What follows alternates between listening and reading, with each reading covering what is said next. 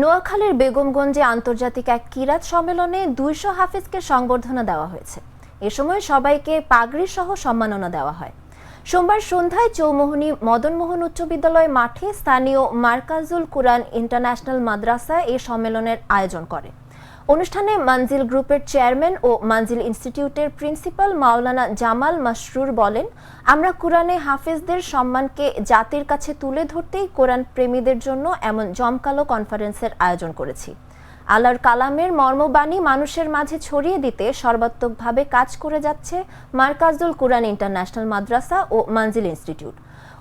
অনুষ্ঠানে বিখ্যাত কারীদের সুমধুর কণ্ঠের তিলাওয়াত মন্ত্রমুগ্ধ হন শ্রোতা দর্শকরা।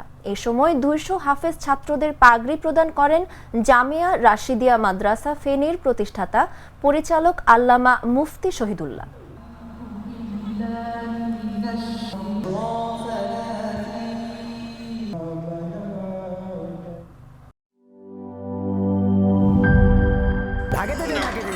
বলছিলাম না সস্তা তিন অবস্থা, এবার বুঝো ঠেলা। ভালো টিউবওয়েল যে কেন না, এবার বোঝো মজা। আগেই কইছিলাম দেশেরা আরএফএল টিউবওয়েল নাও।